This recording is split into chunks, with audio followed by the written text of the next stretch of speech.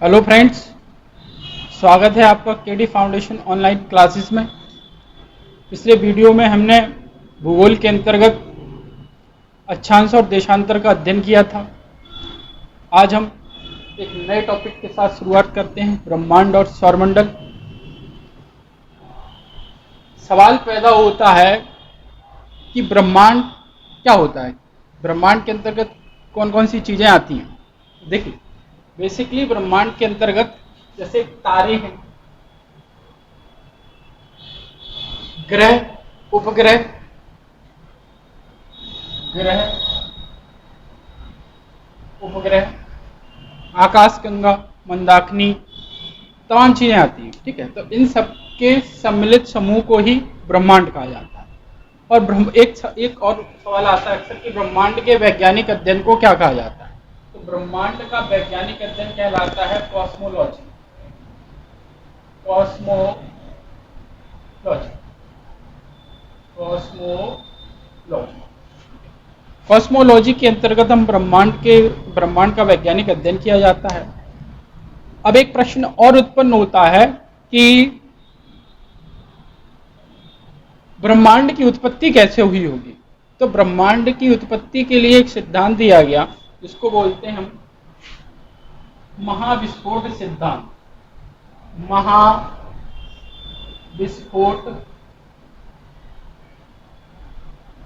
सिद्धांत, इंग्लिश में इसको बोलते हैं big bang theory. Big bang theory. इसके अंतर्गत बताया गया कि ब्रह्मांड की उत्पत्ति कैसे हुई। ठीक है, लेकिन हम शुरुआत करते हैं कि ब्रह्मांड विस्फोट सिद्धांत किसने दिया। तो दो नाम आते हैं ब्रह्मांड विस्फोट सिद्धांत के लिए। इस सिद्धांत के जनक, सवाल कई एग्जाम पूछा जाता है कि बिग बैंग थ्योरी के जनक कौन है, क्या महाविस्फोट सिद्धांत किसने दिया। तो नाम आता है जॉर्ज लेमेंटियर। जॉर्ज लेमेंटियर। क्या होता है ब्रह्मांड विस्फोट सिद्धांत, अभी बताते हैं। तो इसके जनक कौन है, जॉर्ज लेमेंटियर। जनक जॉर्ज लेमेंटियर ने सिद्धांत को दिया। और साथ में एक नाम और आता है Robert Wegener. Robert Wegener. Big bang सिद्धांत दिया जॉर्ज लेमेंटियर ने, और इस सिद्धांत को और आगे बढ़ाया, या हम ये कह सकते हैं कि ब्रह्मांड विस्फोट सिद्धांत की सटीक व्याख्या किसने करी। व्याख्या, इस सिद्धांत की व्याख्या किसने करी, रॉबर्ट वेगनर। रॉबर्ट वेगनर ने एक और सिद्धांत दिया था, महाद्वीपीय विस्थापन सिद्धांत। कौन सा, महाद्वीपीय विस्थापन सिद्धांत, जिसके अंतर्गत रॉबर्ट वेगनर ने बताया था कि महाद्वीपों का निरंतर क्या हो रहा है, विस्थापन हो रहा है, विस्तार हो रहा है। जैसे पहले अफ्रीका महाद्वीप और एशिया महाद्वीप एक साथ जुड़े हुए थे, लेकिन आज हम देखते हैं कि दोनों क्या हैं, अलग हैं, अर्थात दोनों क्या हुए, विस्थापित हुए। खैर, बाद में चर्चा करते हैं उसकी। अभी हम देखते हैं कि महाविस्फोट सिद्धांत है क्या। आरंभ में वे सभी पदार्थ जिनसे ब्रह्मांड का निर्माण हुआ, ठीक है, जैसे तारे हैं, ग्रह हैं, उपग्रह हैं, तो ये सारे जो पदार्थ हैं आरंभ में एक छोटे गोलक के रूप में क्या थे, संकेंद्रित थे। ये बात वेगनर साहब बताते हैं, रॉबर्ट वेगनर, कि आरंभ में वे सभी पदार्थ जिनसे ब्रह्मांड निर्मित हुआ है एक छोटे गोलक के रूप में एक साथ संकेंद्रित थे। क्या थे, संकेंद्रित। और इनका द्रव्यमान और आयतन सूक्ष्म था, और द्रव्यमान और घनत्व क्या था, बहुत अधिक था। तो अत्यधिक घनत्व की अधिकता के कारण और द्रव्यमान की अधिकता के कारण और आयतन कम है, तो इस अधिकता के कारण इस छोटे गोलक में या छोटे पिंड में क्या होता है, विस्फोट होता है। और इस विस्फोट के कारण जो है, ये इसके जो टुकड़े हैं इधर उधर बिखर जाते हैं, जिनसे विभिन्न, आप देखते हैं कि 8 ग्रह हैं आपके, पहले 9 थे, नवग्रह कहा जाता था, अब 8 ग्रह हैं। तो इन ग्रहों का निर्माण हुआ, ये जो विस्फोट हुआ इस छोटे से गोलक पिंड में, इस विस्फोट से ही ग्रह, उपग्रह, तमाम चीजों का क्या हुआ, निर्माण हुआ। ठीक है, तो ये बात बताई किसने, रॉबर्ट वेगनर ने, और ये सिद्धांत के जनक माने जाते हैं जॉर्ज लेमेंटियर। और ब्रह्मांड के वैज्ञानिक अध्ययन को कॉस्मोलॉजी कहा जाता है। अब हम थोड़ा सा सौरमंडल के बारे में चर्चा करते हैं कि सौरमंडल क्या है। तो आप जानते होंगे कि सौरमंडल का मुखिया कहा जाता है किसको, सूर्य को। ठीक है, सौरमंडल में बेसिकली हम सूर्य का, ग्रहों का और उपग्रह का अध्ययन करते हैं। सौरमंडल का मुखिया सूर्य है। क्यों? क्योंकि सूर्य ही समस्त ग्रहों और उपग्रहों को ऊर्जा प्रदान करता है। ग्रहों का और उपग्रहों का न कोई अपना ताप होता है, न प्रकाश होता है, न ऊष्मा होती है, जिसके लिए वो किस पर निर्भर है? सूर्य पर। इसलिए मुखिया कौन हो गया सौरमंडल का? सूर्य। सूर्य ही सारे ग्रहों को प्रकाश देता है, ऊष्मा देता है, ताप देता है। ग्रह निर्भर है, अर्थात हम ऐसे कह सकते हैं। ठीक है, थोड़े से कुछ पॉइंट हैं जो हम पहले देखते हैं सूर्य के बारे में, फिर चर्चा करते हैं सूर्य पर। जैसे सूर्य की पृथ्वी से अधिकतम दूरी कितनी है?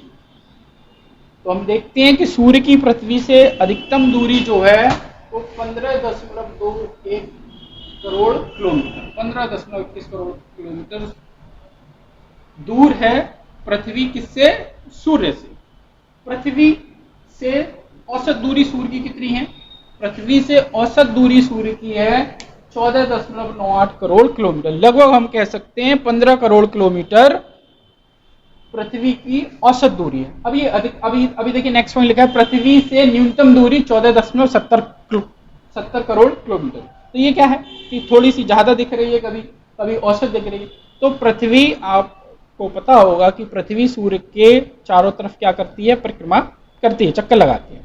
तो इस चक्कर के दौरान पृथ्वी की कुछ ऐसी स्थितियां बनती हैं कि कभी पृथ्वी सूर्य के बहुत निकट आ जाती है, बहुत निकट तो नहीं लेकिन थोड़ा सा निकट, और कभी सूर्य से पृथ्वी बहुत दूर चली जाती है। ठीक है, जैसे उपसौर और अपसौर आप पढ़ेंगे, अभी आगे आप देखते हैं। ये घटना उपसौर होती है। उपसौर में पृथ्वी क्या होती है? सूर्य से निकट होती है। उप का मतलब निकट, पृथ्वी से न्यूनतम दूरी। ये घटना कौन सी होगी? उपसौर की। और एक पृथ्वी से अधिकतम दूरी, अधिकतम दूरी होती है कब? अपसौर। ठीक है, और एक अपसौर हो गया, एक उपसौर हो गया। तो हम औसत जब निकालते हैं तो पृथ्वी से सूर्य की औसत दूरी कितनी है? 14.98 करोड़ किलोमीटर। ठीक है, अब अगले पॉइंट पे चर्चा करते हैं कि सूर्य का आयतन कितना है। तो सूर्य का आयतन पृथ्वी से 13 लाख गुना अधिक है। अर्थात सूर्य पृथ्वी से कितना बड़ा हो गया? 13 लाख गुना। ठीक है, फिर भी हमें सूर्य छोटा सा दिखता है। कारण क्या है? क्योंकि सूर्य क्या है? पृथ्वी से बहुत अधिक दूर है। ठीक है, अगला पॉइंट देखते हैं हम कि सूर्य का रासायनिक संगठन, अर्थात सूर्य में जो है कौन कौन सी चीजें होती हैं, कौन कौन सी गैसें होती हैं। तो सूर्य के रासायनिक संगठन के अंतर्गत देखते हैं कि सूर्य का एक बड़ा भाग किससे निर्मित है? हाइड्रोजन से। 71% सूर्य में क्या पाई जाती है? Hydrogen gas. और हीलियम 26% हीलियम, और अदर कुछ घटक हैं वो 2.5% करीब पाए जाते हैं। तो ये मिला के 100% करीब होते हैं। अच्छा देखिए, अगला पॉइंट देखते हैं कि सूर्य के केंद्र का तापमान कितना है। जैसे मान लेते हैं हम कि मान लीजिए एक सूर्य है, तो सूर्य का ये क्या होगा? केंद्र होगा, और सूर्य के केंद्र का तापमान है 15 लाख डिग्री सेंटीग्रेड। बहुत अधिक आपको दिख रहा होगा, 100 डिग्री सेंटीग्रेड पर समस्या हो जाती है, और यहाँ केंद्र का तापमान कितना है? 15 लाख डिग्री सेंटीग्रेड। इस केंद्र का तापमान कितना हो गया? 15 लाख डिग्री सेंटीग्रेड। जबकि अगला पॉइंट आप देखेंगे कि फोटोस्फीयर या सतह का तापमान कितना है? 6000 डिग्री सेंटीग्रेड।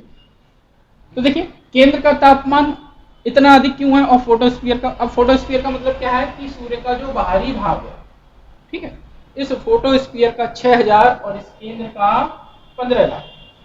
कारण क्या है कि सूर्य की ऊर्जा का जो स्रोत है, या सूर्य में इतना प्रकाश होता है, इतनी ऊष्मा ऊर्जा होती है, इसका कारण क्या है कि ये हाइड्रोजन मिलकर क्या बनाते हैं? हीलियम का निर्माण करते हैं इस क्रिया को। और हाइड्रोजन से हीलियम बनने के दौरान अपार ऊर्जा निर्मुक्त होती है।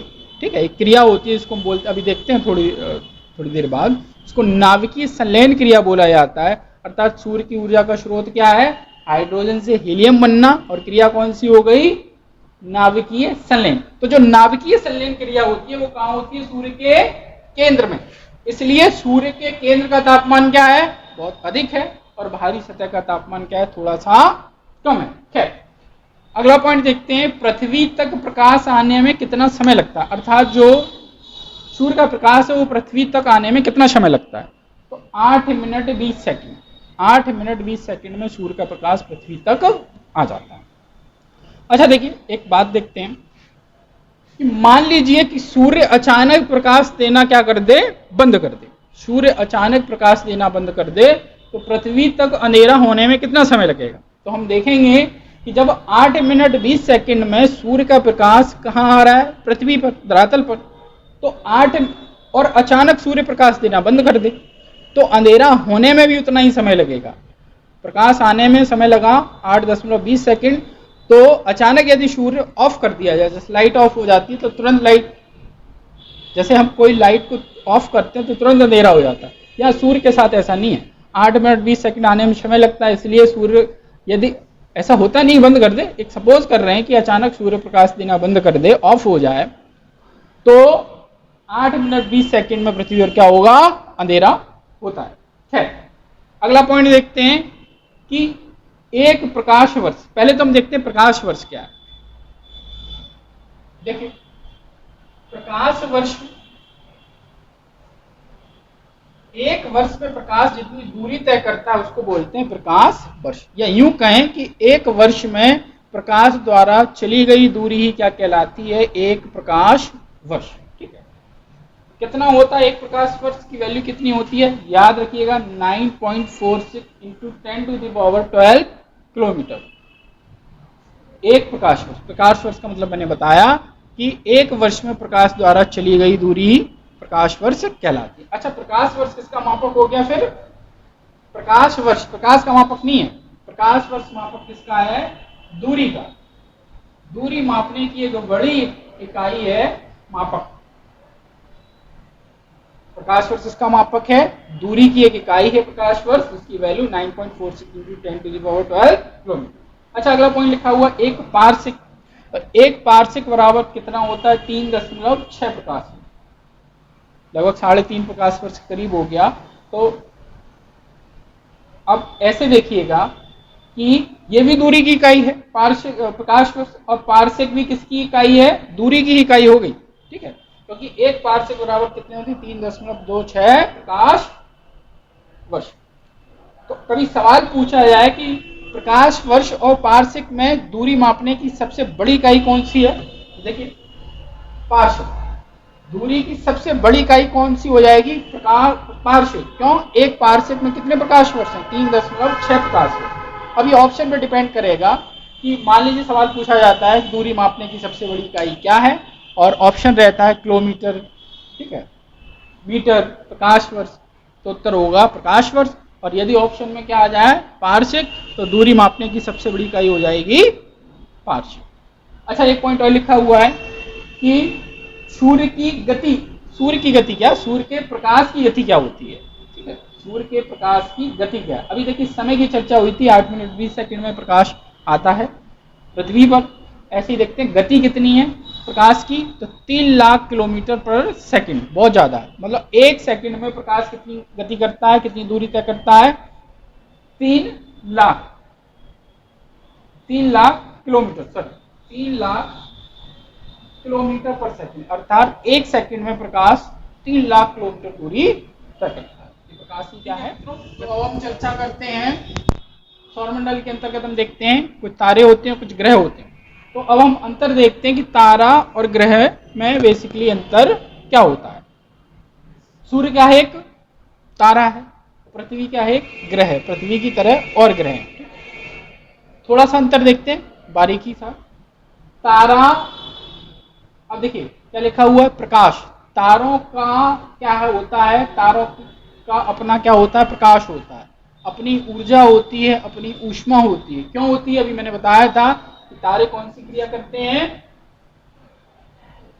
जैसे सूर्य क्या है? तारा है, तो सूर्य के अंदर एक क्रिया होती है नाभिकीय संलयन, जिसमें मैंने बताया था कि हाइड्रोजन के अणु मिलकर किस हीलियम का निर्माण करते हैं, और इस क्रिया के दौरान हाइड्रोजन के जैसे 4 अणु मिलकर, हाइड्रोजन के कितने? 4 अणु मिलकर एक हीलियम का निर्माण करते हैं। और इसी क्रिया के दौरान क्या होती है? सूर्य के अंतर्गत प्रकाश उत्पन्न होता है या ऊर्जा उत्पन्न होती है, जिसको नाभिकीय संलयन कहा जाता है। जबकि ग्रहों का अपना कोई प्रकाश, ऊष्मा, ऊर्जा नहीं होती है। सारे ग्रह अपने प्रकाश और ऊर्जा, ऊष्मा के लिए किस पर निर्भर है? सूर्य पर निर्भर है। ठीक है। अच्छा, दूसरा पॉइंट देखिएगा, तारों का आकार क्या होता है? बड़ा होता है, जबकि ग्रहों का आकार कैसा होता है? छोटा होता है। यहाँ ध्यान देने वाली बात यह है कि तारों का आकार बड़ा होने के बावजूद भी तारे हमें कैसे दिखते हैं? छोटे। क्यों? जैसे सूर्य का आकार अभी मैंने बताया था कि पृथ्वी से 13 लाख गुना अधिक बड़ा है, परंतु फिर भी सूर्य कैसा दिखता है? छोटा। तो कारण क्या है कि तारों की पृथ्वी से दूरी क्या है? बहुत अधिक है।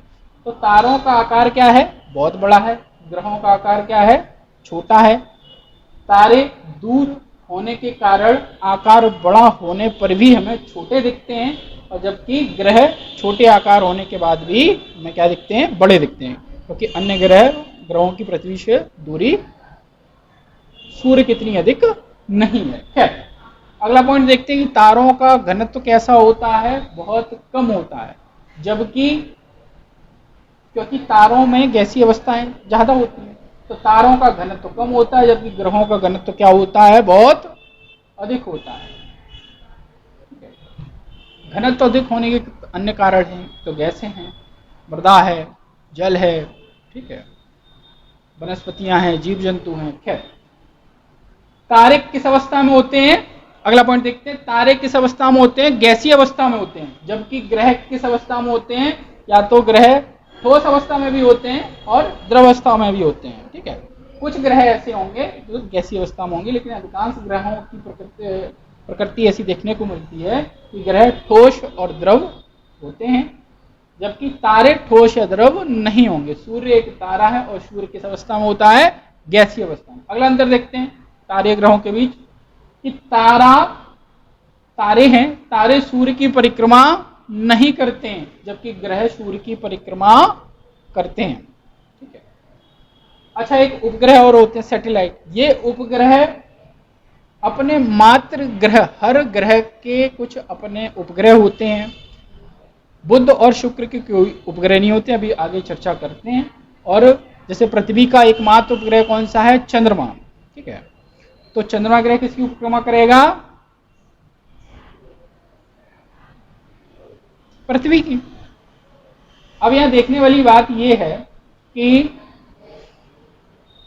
उपग्रह ग्रह की परिक्रमा देखिए, ऐसे समझिए, सूर्य की परिक्रमा कौन कर रहे हैं? ग्रह कर रहे हैं। ग्रह की परिक्रमा कौन कर रहे हैं? उपग्रह कर रहे हैं। लेकिन उपग्रह सूर्य की ग्रह की परिक्रमा करने के बावजूद भी उपग्रह भी अपने प्रकाश और ऊर्जा, ऊष्मा के लिए किस पर निर्भर हैं? सूर्य पर, ना कि ग्रह पर। अब जैसे चंद्रमा का मात्र ग्रह कौन सा है? या यूं कहें कि पृथ्वी का उपग्रह कौन सा है? चंद्रमा। लेकिन चंद्रमा परिक्रमा करेगा पृथ्वी की, लेकिन प्रकाश के लिए किस पर डिपेंड होगा? सूर्य पर। ओके फ्रेंड्स, अब हम अध्ययन करते हैं सौरमंडल के अंतर्गत सूर्य से दूरी के अनुसार ग्रहों का क्रम क्या हो सकता है, अर्थात सूर्य के निकट कौन सा ग्रह है और सूर्य से दूर ग्रह कौन सा है। सूर्य से दूरी के बढ़ते क्रम में हम ग्रह देखेंगे। ठीक है, सूर्य के सबसे निकट ग्रह कौन सा है? बुध, जिसके इंग्लिश बोलते हैं मरकरी। बुध के बाद शुक्र, जिसको बोलते हैं वीनस, और वीनस के बाद अर्थ। अर्थात आप देखेंगे सूर्य से पृथ्वी का दूरी के अनुसार कौन सा क्रम है? थर्ड। क्योंकि हम पृथ्वी के निवासी हैं, पृथ्वी पर निवास करते हैं, हमारा खुद का ग्रह पृथ्वी है, इसलिए इस पर विशेष ध्यान देंगे। तीसरा, पृथ्वी के बाद मंगल, मार्स, बृहस्पति, जुपिटर, शनि, सैटर्न, अरुण, यूरेनस और वरुण, नेपच्यून। ठीक है, पहले 9 ग्रह थे, प्लूटो और था, उसको अब ग्रह का दर्जा समाप्त कर दिया गया है। तो अभी हम कितने देखते हैं? सौरमंडल के अंतर्गत 8 ग्रह देखते हैं। चलिए थोड़ा सा देखते हैं। अच्छा देखिए, सूर्य से दूरी के अनुसार ग्रहों का क्रम, ये क्रम कभी कभी पूछ लेता है कौन सा सबसे निकट है, कौन सा सबसे दूर है। ठीक है, या पृथ्वी के निकट कौन सा ग्रह है, तो इसकी एक ट्रिक भी हो सकती है। अब आप लोगों को पसंद आए तो ठीक है, देखिएगा। बुध, मरकरी से माई, very, efficient mother just Jupiter just serve us nuts। अर्थात हम देखते हैं कि my very efficient mother just serve us nuts. तो एक ट्रिक हो सकती है आप लोगों के लिए कारगर क्रम याद करने के लिए इंग्लिश वर्ड में। माई से मरकरी ट्रिक है, वीनस से बेरी बी से वीनस, इफिशियंट ई, मदर से मार्स हम समझ सकते हैं, जुपिटर जस्ट, सर्व अस यूरेनस अस और नेपच्यून नट्स। तो हम इतनी एक लाइन ये याद कर लें कि my very efficient mother just serve us nuts. ये लाइन हमें याद हो तो हम एक ग्रहों का क्रम सूर्य से दूरी के अनुसार क्या है इससे निकाल सकते हैं। ठीक है। अच्छा, एक चीज यहां और देखने वाली बात है कि इन 4 ग्रहों को बुध, शुक्र, पृथ्वी, मंगल, ठीक है। अच्छा देखिए, आपको ये कुछ अजीब सा दिख रहा होगा, ये वास्तव में क्या है, क्षुद्र ग्रह हैं। कौन से ग्रह हैं? क्षुद्र ग्रह, एस्टेरॉइड्स बोलते हैं। क्या बोलते हैं? एस्टेरॉइड्स। ये सवाल आता है कि क्षुद्र ग्रह किन ग्रहों की कक्षाओं के बीच रहते हैं, तो आप याद रखिएगा मंगल और बृहस्पति ग्रह की कक्षाओं के बीच कुछ आकाशीय पिंड मिलते हैं जिनको क्षुद्र ग्रह कहते हैं। ठीक है। वास्तव में ये पिंड मंगल और बृहस्पति से अलग हुए होंगे और इसलिए इनकी कक्षा के बीच रहते हैं और एस्टेरॉइड्स कहलाते हैं। खैर, बाद में चर्चा करते हैं। अच्छा देखिए, बुध, शुक्र, पृथ्वी और मंगल, इन 4 ग्रहों को बोला जाता है आंतरिक ग्रह। क्या बोला जाता है? आंतरिक। आंतरिक का मतलब सूर्य से दूरी के अनुसार अंदर साइड में, कक्षाओं में क्या है, अंदर है। और इन 4 को हम बोल सकते हैं क्या? बाह्य ग्रह, एक्सटर्नल। वहां ये आंतरिक ग्रह सूर्य के निकट है, आपको दिख रहे हैं 4, ये सूर्य से बाहरी साइड है दूरी के अनुसार, तो इनको हम बाह्य ग्रह बोल सकते हैं। एक नाम और, इन 4 ग्रहों में जो मुख्य ग्रह है वो कौन सा? हमारा पृथ्वी। इसलिए इन 4 ग्रहों को पार्थिव ग्रह भी कहते हैं। क्या कहते हैं? पार्थिव ग्रह। कभी पूछा जाए कि पार्थिव ग्रह कौन कौन से हैं, पार्थिव ग्रहों में कौन कौन से ग्रह शामिल होते हैं, तो बुध, शुक्र, पृथ्वी और मंगल। अच्छा, इन 4 को क्या बोलेंगे? इन 4 को हम बोल सकते हैं जोवियन ग्रह, जुपिटर के कारण जोवियन ग्रह बोलते हैं, बृहस्पतीय ग्रह बोल सकते हैं। क्या बोल सकते हैं? बृहस्पतीय ग्रह। क्योंकि इन 4 ग्रहों में मुख्य कौन है? बृहस्पति ग्रह है। और एक कारण ये भी है कि क्षुद्र ग्रहों के कारण ये 4 वो अलग अलग डिवाइड होते हैं, तो इनको आंतरिक ग्रह, और चूंकि पृथ्वी मुख्य ग्रह है तो पार्थिव ग्रह, और यहाँ क्या बोलते हैं इनको? बाह्य ग्रह या बृहस्पति ग्रह, या इसको बोल सकते हैं जोवियन ग्रह। क्या? जोवियन ग्रह। ठीक है। अच्छा देखिए, एक दो चीजें और देखते हैं हम। कभी पूछा जाए सवाल, आप देखिए, आपको ये बात याद है, आप क्रम ऐसे भी याद कर सकते हैं, BSP, बुध, शुक्र, पृथ्वी, MB, ऐसे आपकी ट्रिक है। हर दिमाग की अलग अलग उपज होती है, आप कोई भी ट्रिक बना के जो है देख सकते हैं। BSP से याद रख सकते हैं, BSA बना सकते हैं, BSA। ठीक है, ऐसी बरोड़ सबसे लास्ट। अच्छा देखिए, आपको दिख रहा होगा कि सूर्य से दूरी के अनुसार सबसे निकट ग्रह कौन सा है, या कभी पूछा जाए कि सबसे निकटस्थ ग्रह कौन सा है सूर्य से, तो आप देख रहे हैं कि सूर्य के सबसे निकट ग्रह कौन सा है? बुध। और सबसे दूर कौन सा है? वरुण। ठीक है। अच्छा, एक चीज और देखिएगा, इन 8 ग्रहों में आपको थोड़ा सा बड़ा ग्रह कौन सा लग रहा है? अंतर करिएगा। तो सबसे बड़ा आपको दिख रहा होगा, इन 8 ग्रहों में सबसे बड़ा ग्रह कौन सा दिख रहा है? आकार मैंने यहां बनाने का प्रयास किया है, बृहस्पति ग्रह। तो कभी सवाल पूछा जाए सबसे बड़ा ग्रह कौन सा है? बृहस्पति ग्रह। ठीक है। अच्छा देखिए, बुध सूर्य सबसे निकट बुध, सबसे दूर वरुण, सबसे बड़ा बृहस्पति। अब एक चीज देखने वाली बात है, सबसे छोटा ग्रह कौन सा हो जाएगा? बुध हो जाएगा। अच्छा देखिए, सबसे गर्म ग्रह कौन सा होता है? एक सवाल यहाँ बनता है कि बड़ा कई बार पूछा जाता है, लाल ग्रह या गर्म ग्रह, सौरमंडल का सबसे गर्म ग्रह या सौरमंडल का सबसे लाल ग्रह कौन सा? हम जानते हैं कि शुक्र को क्या बोलते हैं? सबसे गर्म ग्रह। सबसे कौन सा है? शुक्र। अच्छा, यहां सवाल पैदा होता है कि सूर्य के सबसे निकट ग्रह कौन सा है? बुध। दिख रहा है आपको? सूरज के सबसे निकट ग्रह कौन सा है? सन के? बुध। लेकिन गर्म कौन सा है? हम बता रहे हैं शुक्र। तो यहां सवाल पैदा होता है, प्रश्न उत्पन्न होता है कि सूर्य के सबसे निकट बुध है, तो सूर्य का प्रकाश सबसे अधिक किसको प्राप्त होना चाहिए? बुध को प्राप्त होना चाहिए। तो अभी बताया था थोड़ी देर पहले कि ग्रहों का अपना कोई प्रकाश होता नहीं है। ग्रह प्रकाश के लिए, ताप के लिए किस पर निर्भर है? सूर्य पर निर्भर है। तो सबसे जो वस्तु, जो ग्रह निकट हो, अब ऐसे सोचिएगा कि आप अंगीठी के सामने या किसी जलती हुई आग के सामने पास बैठेंगे तो आपको ज्यादा गर्मी हीट महसूस होगी, और दूर होंगे तो कम तापमान प्राप्त होगा। तो वैसे ही यहाँ सोचना है कि सूर्य के सबसे निकट होने के बाद भी बुध ग्रह गर्म क्यों नहीं है? इसके बगल वाला शुक्र ग्रह गर्म कैसे हो गया? सबसे अधिक होना चाहिए ना, बुध सबसे गर्म होना चाहिए, क्योंकि शुक्र उससे कम गर्म होना चाहिए, लेकिन ऐसा नहीं है। तो कारण क्या है कि बुध के पास क्या नहीं है? बुध के पास, बताते हैं इसको थोड़ा सा, बुध के पास अपना कोई वायुमंडल नहीं। या हम कह सकते हैं कि बुध के पास वायुमंडल क्या है? अनुपस्थित है। बुध के पास कोई वायुमंडल नहीं। अब चूंकि बुध के पास वायुमंडल नहीं है, तो अर्थात हम कह सकते हैं कि सूर्य का प्रकाश जिस माध्यम से यहाँ आता है उसी माध्यम से क्या चला जाता है? वापस चला जाता है। वायुमंडल ही वायुमंडल एक कंबल की तरह कार्य करता है, और ये न किसी ग्रह को बहुत ज्यादा गर्म होने देता है, न ठंडा होने देता है। कंबल की तरह आप समझिएगा उसको कि बुध के पास कोई वायुमंडल नहीं है, तो सूर्य का प्रकाश आया, बुध ये इसका धरातल गर्म हुआ, और गर्म होने के बाद पुनः एक ये जो प्रकाश है, ये जो ताप है, जो ऊष्मा अवशोषित हुई, इसको क्या किया गया?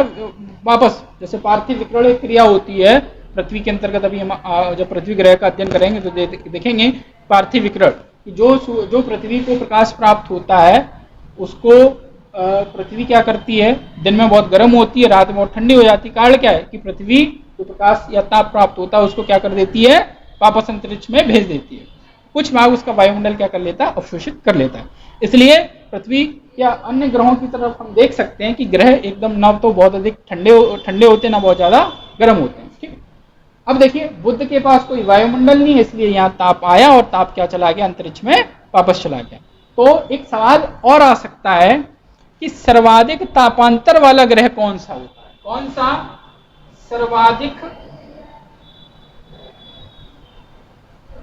तापांतर, अर्थात ताप में अंतर किस ग्रह का है? अर्थात जो ग्रह दिन में बहुत अधिक गर्म हो जाए और रात में बहुत अधिक ठंडा हो जाए, अर्थात ताप में अंतर बहुत देखने को मिले, तो वो ग्रह कौन सा हो जाएगा? बुध। क्यों? क्योंकि बुध के पास वायुमंडल नहीं है और सूर्य का प्रकाश आया और वापस वापसी का जो विकिरण होता है उसको वायुमंडल अवशोषित करता है, और चूंकि यहाँ वायुमंडल नहीं है इसलिए दिन में बहुत गर्म हो जाता है, प्रकाश आता है और खैर। अच्छा देखिए दूसरा, इसके निकट कौन सा है? शुक्र। शुक्र के पास क्या है? शुक्र के पास अपना क्या है? वायुमंडल। एक तो कारण ये है कि शुक्र के पास क्या है? अपना वायुमंडल है। दूसरा प्रमुख कारण क्या है कि इसके वायुमंडल में सर्वाधिक जो गैस है, वायुमंडल में किस गैस की अधिक मात्रा है? CO2 की अधिकता है। और आपको पता है कार्बन डाइऑक्साइड गैस को क्या कहा जाता है? एक गर्म गैस कहा जाता है या ग्रीन हाउस गैस कहा जाता है। या CO2 सबसे बड़ी कौन सी गैस है? ऊष्माशोषी गैस है, जो कि ऊष्मा को क्या कर लेती है? अवशोषित कर लेती है। इसीलिए बात चलती है कि CO2 का उत्सर्जन क्या करना चाहिए? कम करना चाहिए। ठीक है, ग्रीन हाउस गैस की मुख्य गैस है CO2, ऊष्माशोषी गैस है। तो बाद में हम जब वायुमंडल पढ़ेंगे तो चर्चा करेंगे इस बात की। अभी फिलहाल देखते हैं कि शुक्र के पास वायुमंडल है, और वायुमंडल में सर्वाधिक कौन सी गैस है?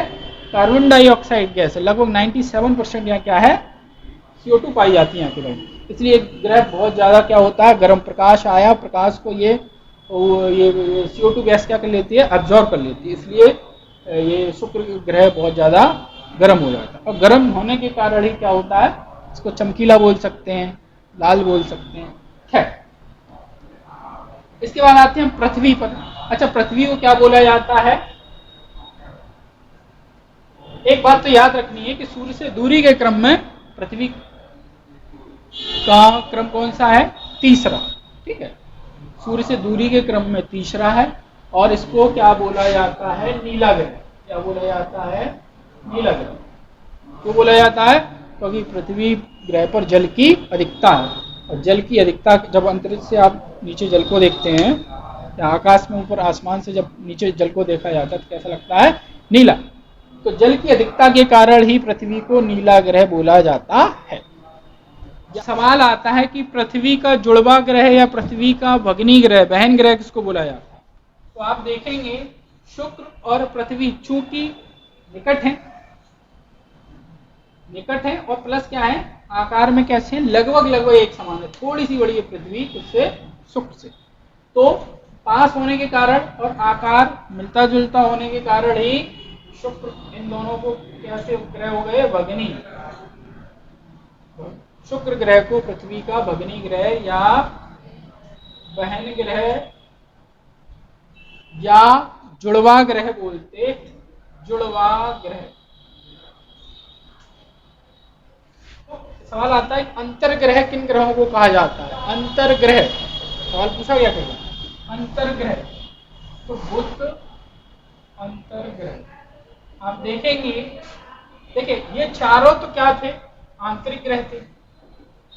आंतरिक ग्रह या पार्थिव ग्रह, अभी बताया था। लेकिन कभी पूछा जाए अंतर्ग्रह कौन से होते हैं, तो अंतर्ग्रह कहा जाता है बुध को और शुक्र को। क्यों कहा जाता है? क्योंकि ये पृथ्वी और सूर्य के क्या हैं, अंदर, मतलब इनकी कक्षाओं के क्या है, देखिए अंदर। एक तरफ सूर्य है, एक तरफ पृथ्वी है, इसलिए अंतर्ग्रह किनको कहा जाएगा, इन दोनों। और देखने वाली क्या बात हो सकती है यहाँ पे, अच्छा लाल ग्रह किसको कहा जाता है? मंगल को।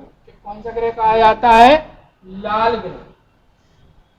क्योंकि यहाँ की मिट्टी में क्या पाई जाती है, आयरन ऑक्साइड की अधिकता होती है, इसलिए इस ग्रह को लाल ग्रह भी कहा जाता है।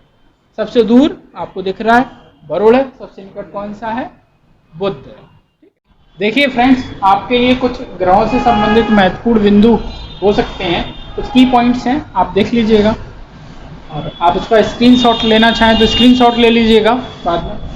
देखिए पहला पॉइंट देखिए, सूर्य के सबसे निकटस्थ ग्रह, निकट ग्रह कौन सा है, बुध। अभी थोड़ी देर पहले मैंने बताया भी था, सूर्य के सबसे निकट ग्रह बुध। और बुध के साथ क्या बताया था मैंने, कि सबसे छोटा ग्रह है बुध और सर्वाधिक तापांतर वाला ग्रह है। ठीक है, दिन में बहुत गर्म, रात में बहुत ठंडा, तो ताप में अंतर होता है, सबसे ज्यादा छोटा ग्रह है और सूर्य के क्या है, सबसे निकट है। एक बात और लिखिए, सबसे छोटी वर्ष वाला ग्रह कौन सा है, सवाल आए कि सबसे छोटी वर्ष वाला ग्रह कौन सा है, बुध।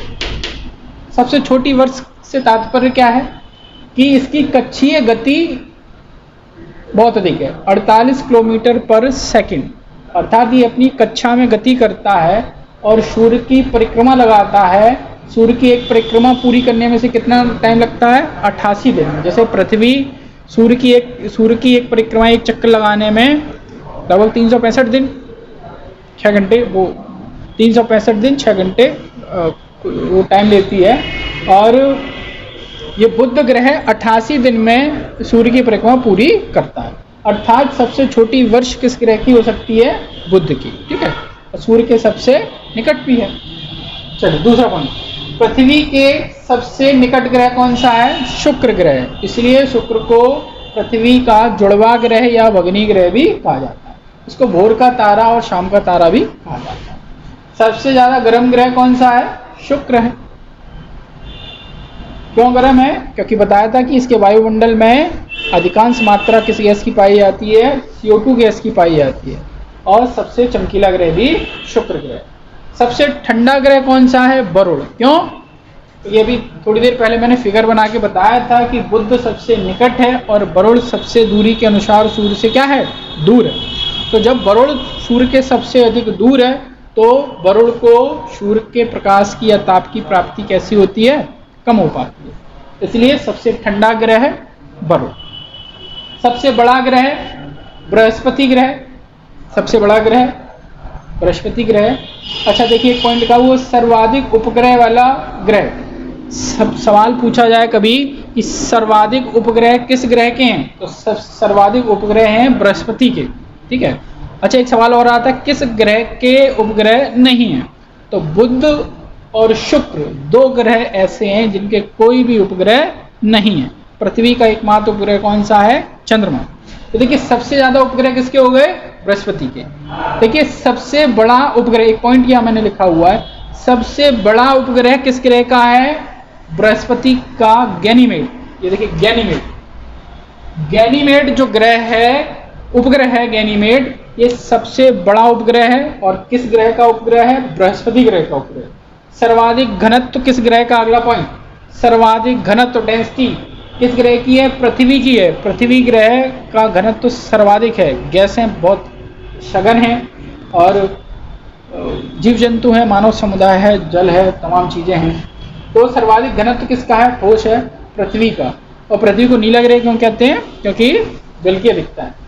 लाल ग्रह मंगल को, लाल ग्रह मंगल को कहा जाता है, और इसके लाल होने का इसका कारण क्या है, क्योंकि इसकी मृदा में क्या पाया जाता है, लौह ऑक्साइड, लोहा पाया जाता है, जो वायु के साथ क्रिया करके क्या बनाता है, लौह ऑक्साइड। तो ये लाल स्वरूप इसको प्रदान करता है, तो लाल दिखता है। सबसे छोटी वर्ष मैंने बता दिया। सूर्योदय पश्चिम, पश्चिम में सूर्योदय वाला ग्रह, मतलब किस ग्रह का सूर्योदय पश्चिम में होता है, कौन सा है, अरुण। आपको पता है आपकी पृथ्वी पर सूर्योदय कहाँ होता है, पूरब में, पूरब दिशा में। लेकिन अरुण एक ऐसा ग्रह है जिसका, जहाँ सूर्योदय किस दिशा में होता है, पश्चिम दिशा में होता है। हरा ग्रह, हरे ग्रह कौन कौन से, अरुण और वरुण को सामान्यतः हरा ग्रह कहा जाता है। सबसे लंबी वर्ष वाला ग्रह कौन सा है, वरुण। वरुण ग्रह सबसे लंबी वर्ष वाला, अर्थात सूर्य की परिक्रमा करने में सर्वाधिक समय कौन सा ग्रह लेता है, वरुण। सूर्य का एक चक्कर लगाने में सबसे समय लेता है वरुण। आपको अभी फिगर बना के दिखाया भी था कि वरुण ग्रह था वो कैसा था, सबसे सूर्य के दूर है, ठीक है। वरुण का तापमान भी बड़ा कम है, इसलिए वरुण को कहीं ठंडा ग्रह लिखा हुआ। सर्वाधिक ठंडा ग्रह वरुण, सूर्य से सबसे दूर है और अपनी कक्षा में सूर्य की परिक्रमा करने में बहुत टाइम लेता है, इसलिए सबसे लंबी वर्ष वाला वरुण। छल्ले वाले ग्रह कौन से हैं, शनि और अरुण को कहा जाता है छल्ले वाले। पृथ्वी के समान अक्षीय झुकाव वाला ग्रह, पृथ्वी अपने अक्ष पर 23.5 डिग्री झुकी हुई है, और इसी ऐसे ही सेम मंगल ग्रह भी अपने अक्ष पर 23.5 डिग्री झुका हुआ है। तो पृथ्वी के समान अक्षीय झुकाव वाला ग्रह मंगल, और पृथ्वी के समान दिन वाला ग्रह, समान दिन का मतलब जैसे 24 घंटे का दिन पृथ्वी पर होता है, ऐसे ही मंगल पर भी दिन लगभग 24 घंटे का होता है। ठीक है फ्रेंड्स, मिलते हैं फिर। आपको वीडियो पसंद आया हो तो वीडियो को लाइक करिए, चैनल को सब्सक्राइब करिए, वीडियो को शेयर करिए, सपोर्ट चैनल के साथ बनाए रखिएगा। मिलते हैं फिर नेक्स्ट वीडियो में। Okay, thank you.